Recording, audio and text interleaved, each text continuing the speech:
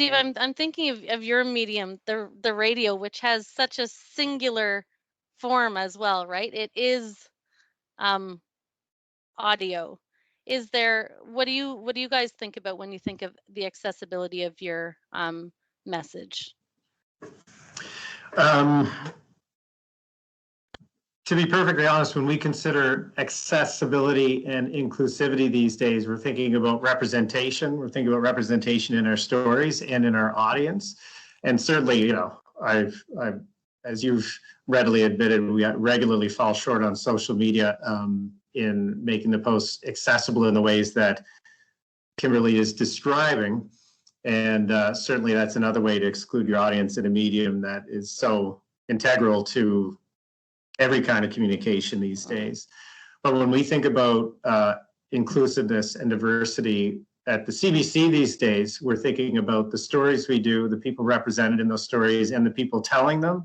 Yeah. So in the way that you talked about your sense of guilt being a teacher trying to teach Indigenous literature, given your cultural background, I think it might be fair to say that the time for people who come from my background to be monopolizing the airwaves is long since passed.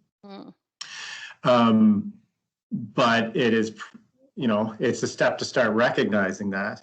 And when we did a couple of years ago, we did a project that we called Explorations in Unama'ki, where we said, you know what, I was always interested in just going in some community with no predetermined or prescriptive sense of what we were supposed to accomplish there and just listen. So kind of a way to just get CBC to subsidize exploring the island, really. But when the Reconciliation Commission released its report, we said, you know what, we have failed. We are failing. We actively fail, both nationally and here. Let's admit that and accept that and realize that if you go into a First Nations community when someone has been hurt, or when there's unrest, and make people feel uncomfortable. Not to say those things are not legitimate stories, but if that's when they see you most, that's right. Why should they embrace you when you want to tell a different kind of story? So we tried to go in these, so basically we spent a day in each First Nations community in Cape Breton. Yeah. And it was me and my producer, Nicole, and we just went, and the idea was like, for a change, we're just gonna try to receive stories instead of take them. I don't know if that makes it clear what the difference is there. So instead of like us being in a story meeting saying, hey, Dana's doing this cool thing, and Matthias is doing this cool thing with Birch Park, let's talk to Matthias about that, and let's talk to Doom about that, and here's why it's cool, and then we'll do it in an 8-minute interview tomorrow morning.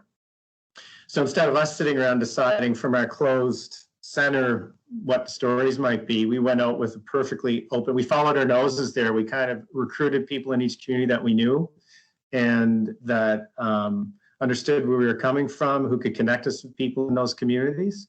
And instead of going to take stories, we went to just listen. And even as I was an interviewer, because I'm used to as a host live on radio, trying to be like, okay, I got to get out of here in 7 minutes. We have to have a story arc before that 7 minutes is over. You have to have exposition, conflict. You have some sort of resolution. You know what I mean? Very linear. And yet your mind's always thinking that, I'm sure as a scientist as well, your mind is thinking, how do I organize this information, make it understandable, make it relevant? How do I curate this information? It's like, that's not my job here today. My job is to learn here and just shut up and listen and not try to organize someone else's information for them. And we ended up coming home from that series with like 80 interviews. That we were kind of like, we weren't going to do really like interviews and say, we don't feel like we have to come back with something. So in that way, that was like a small step towards like, we're interested in any and all of what you have to say.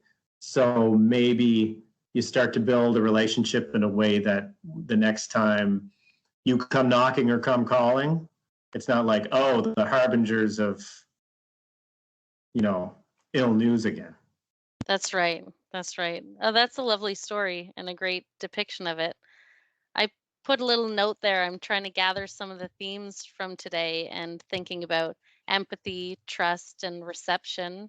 And I think we've focused on, the interesting thing about focusing on the audience is that you really have to focus on yourself and what you bring to the audience, is what I'm hearing from folks, and the sort of openness and the attitude to which you bring it.